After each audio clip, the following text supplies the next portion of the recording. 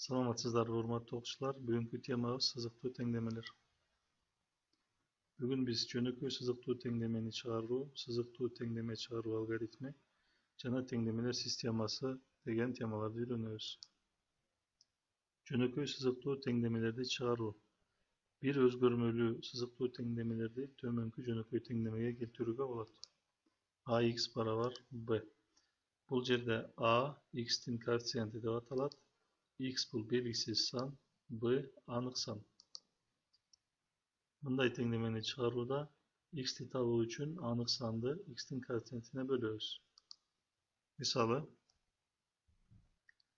биринчи мисалда анык саныбыз -6, x'тин коэффициенти 2. Демек x барабар -6 бөлүнгөн 2. Жооп -3. Кийинки мисалда коэффициентибиз -1ге барабар. Демек x барабар 15 бөлүнгөн -1. Жообу -15. Кийинки мисалда коэффициентибиз 18ге барабар. Демек y-ти табуу үчүн 9ду 18ге бөлөбүз.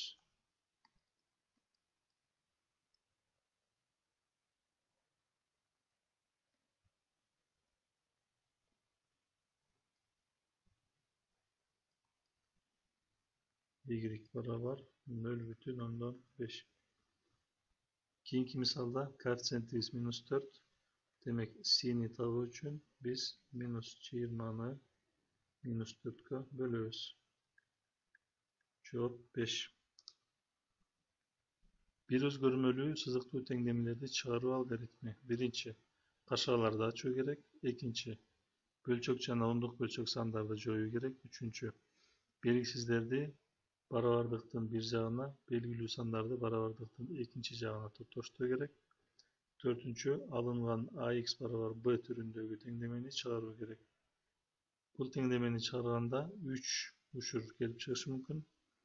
Биринчисинде эгерде a коэффициентибиз 0га барабар эмес болсо, бул жерде 1 жооп чыгат.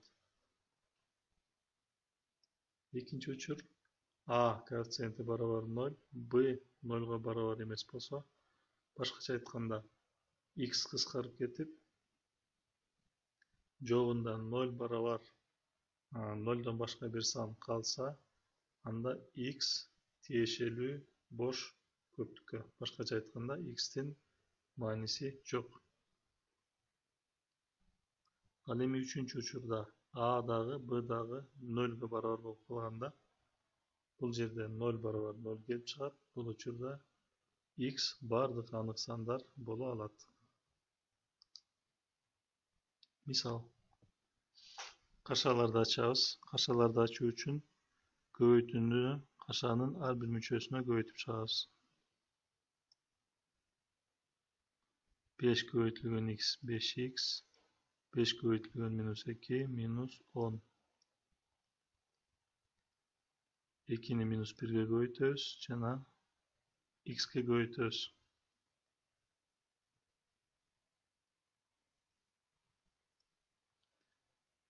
Эми белгисиз сандарды x барабардыктын бир жагына чогултуп алабыз. Ал үчүн биз 2x'ти сол жакка алып өтөбүз.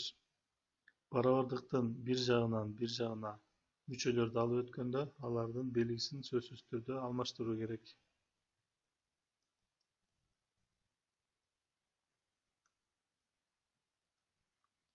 Барабардыктын сол жагынан болсо, сандарды алып оң жагына өткөзөбүз.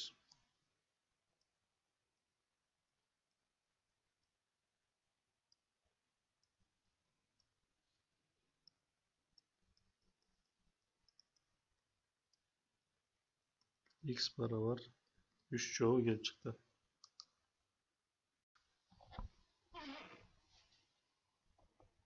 Кийинки эсепти чыгарабыз.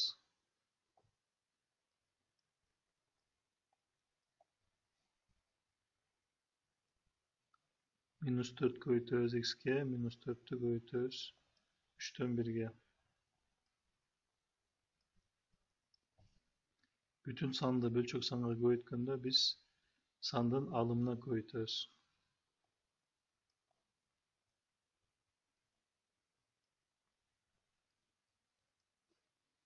Бул жактан минус 2-ни 3-төн x'ке көйтөбүз, андан соң минус 1-ге көйтөбүз.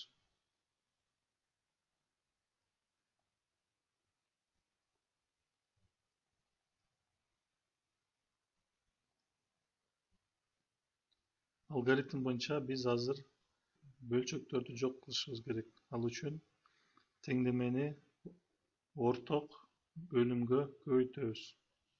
Теңдемедеги бөлүмдөрүбүз 2, 3 жана 3. Орток бөлүмүбүз 6 болот. Түшүнүктүү болуш үчүн азыр ар бир мүчөнү кашаага алып жазып анан 6-га көбөйтөлү. Кийинки мисалдарда андай кылбайбыз.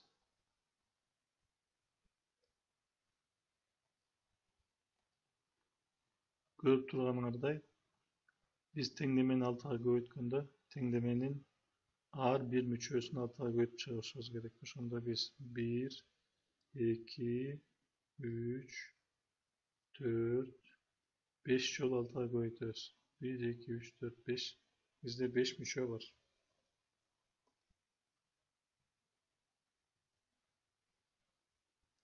6 менен 2-ни кыскартсак болот. Бул жакта 1 калат, бул жакта 3 калат. 3 алымына көбөйтүлөт. Жообу 9x. 4x көбөйтүлгөн 6 24x. 3 менен 6 кыскарат. Бул жакта 1 калды, бул жакта 2 калды. 2 көбөйтүлгөн минус 4 минус 8-ге барабар. 3 менен 6 кыскарса 1 калат, бул жакта 2 калат. 2 көбөйтүлгөн минус 2x минус 4x. 2 көбөйтүлгөн 6 12. Минус 4x'ти сол жакка өткөрүп алабыз, минус 8'di оң жакка өткөрүп алабыз.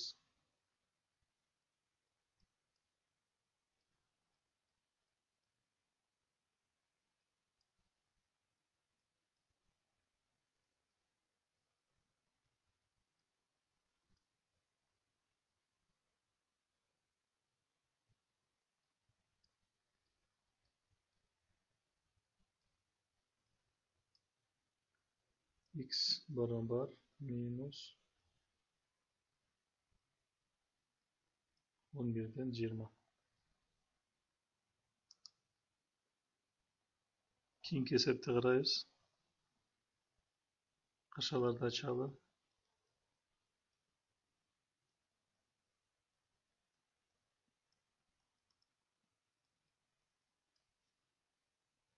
Kaşanın aslında minus dursa minus 1'ge көбөйтүп атабыз деп элестетебиз.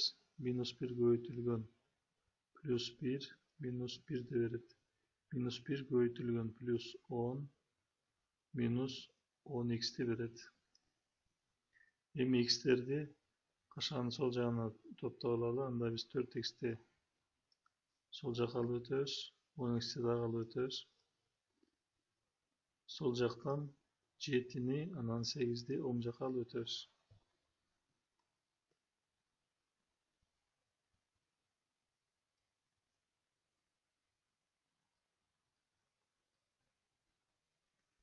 Бул теңдеме биз жогоруда айткандан экинчи учурга туура келип калды. Демек, x'тин коэффициенти 0'га барабар болду.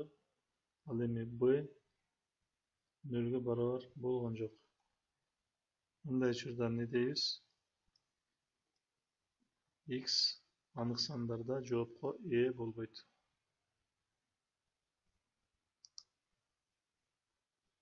Кийинки эсепти чыгаралы.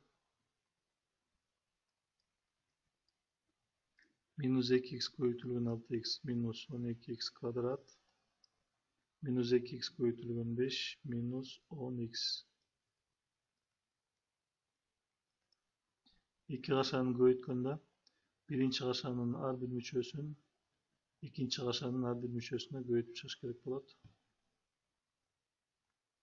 3x көбейтөбүз 1'ge 3x 3x көбейтүү минус 4x минус 12x kvadrat 2 көбейтілген 1 2 2 көбейтілген минус 4 минус 8x x'тердин бардыгын барабардыктын сол жагына чогулталы.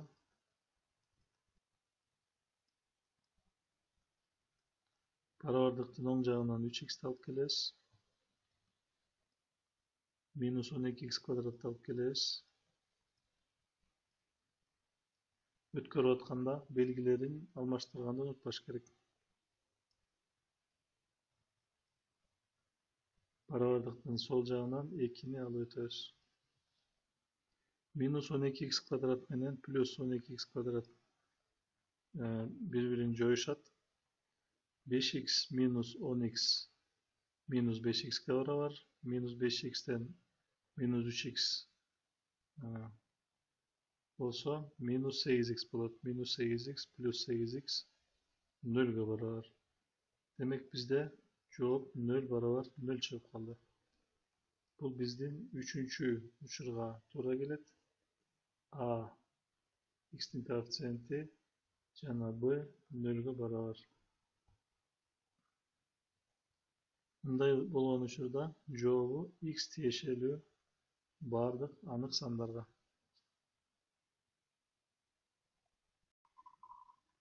Сызыктуу теңдемелер системасы. Жалпы чыгарылышты көздөгөн 2 же андан көп сызыктуу теңдемелер тобу сызыктуу теңдемелер системасы деп аталат. Силер азыр көрүп турган теңдеме бул 2 өзгөрүлмөлүү сызыктуу теңдеме. Биз бул теңдемеде x менен y-тин ордуна ар кандай сандарды берип барабардыкты туура кыла алабыз.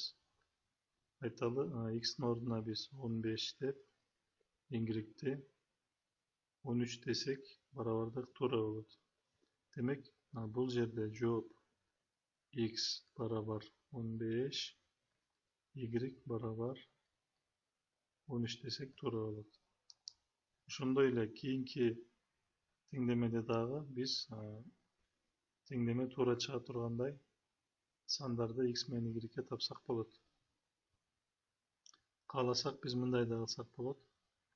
X бул жерде 0'га барабар болсун. Y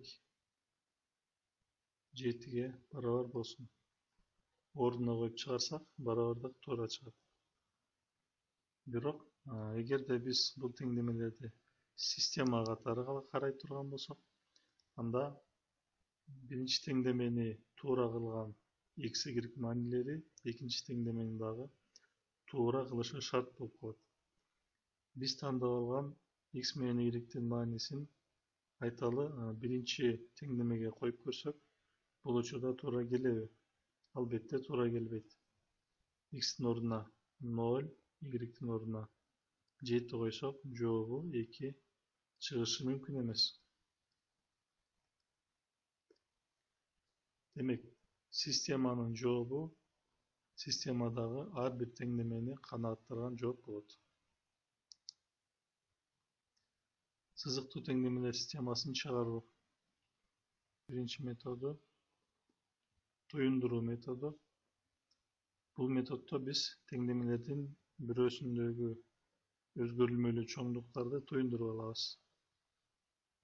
Айталы, бул теңдемени колдонуп биз y-ти x аркылуу туюндуруп алсак, y барабар 7 минус 2x'ке барабар болот.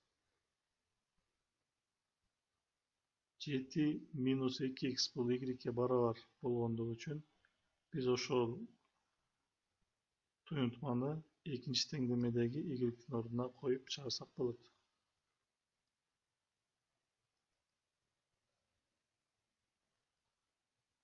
Кашаны ачабыз. Кашадан мурда минус келсе, кашанын ичиндеги сандар белгилерин алмаштырып жазылат.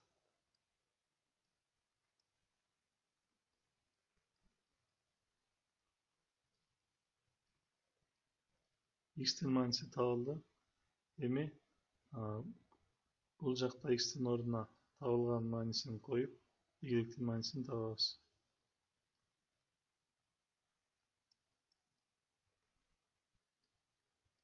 Y 1'ge barabar boldu. Tenglemeler sistemasının joğunu жазganda biz har daim x'ti birinci жазабыз. Tenglemeler sistemasını çıgaruunun ekinci metodu bu grafik kollanуу. Grafik kollanуу metodun görüp görölü. Biz bu yerde tenglemelerden grafiğini çiğe alışımız gerek bolot. Onu birinci tenglemede alalı, bunu ikinci tenglemede alalı. Algaç birinci tenglemenin grafiğini çiğeli. X menen Y'nin orduna mani verip çekitleri tağlaşımız gerek. Misal X'in orduna 2 vere turgan bolsok, 2 jerde 2 4, 4 koşu Y barabar 7'ni verse, anda Y 3'ge barabar bolot. Bul çekitти grafikten tabalabыз. X'ten 2, Y'ten 3. Dayır çekit taşımız gerek bolot. X'in orduna 3 berip körölü. X'in orduna 3 koygan bolsok, 2 jerde 3 6, 6 koşulgan Y 7'ni verse, anda Y 1'ge barabar bolot. X'ten 3, Y'ten 1 çekitimiz grafikten izdeyiz. Bu yerге toora kelet. Uşul iki çekitti biriktirip biz birinci tenglemenin grafiğini çizeriz. İkinci tenglemenin grafiğini çizeriz. X'e 2 verip körölü. X'e 2 versek 2 minus Y barabar 2, anda Y 0'ge barabar. X'e 4 verip körölü. 4 minus Y barabar 2 olsa, anda Y 2'ye barabar. Biz hazır uşul çekitleri grafikten izleyip tartışmamız gerek. 2 0 çekiti X'ten 2, Y'ten 0 bulacakta жайгашкан. 4 2 çekiti X'ten 4, Y'ten 2 bulacakta жайгашкан. Ушул çekitlerdi biriktirip ikinci tenglemenin grafiğini çizeriz. Tenglemeler sistemasının joğu tenglemelerin grafiğinin kesilişken yerinde жатат.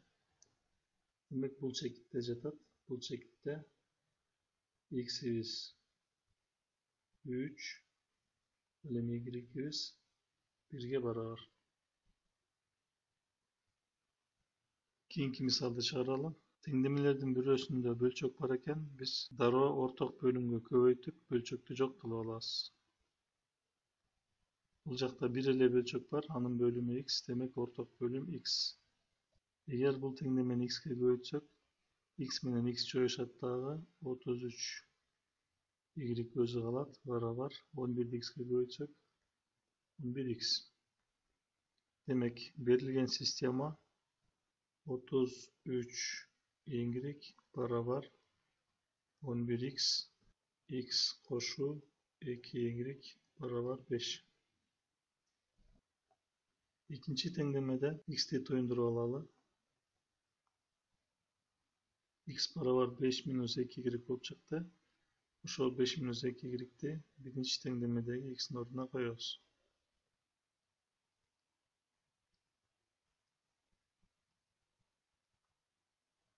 Y'leri de sol jaktayız.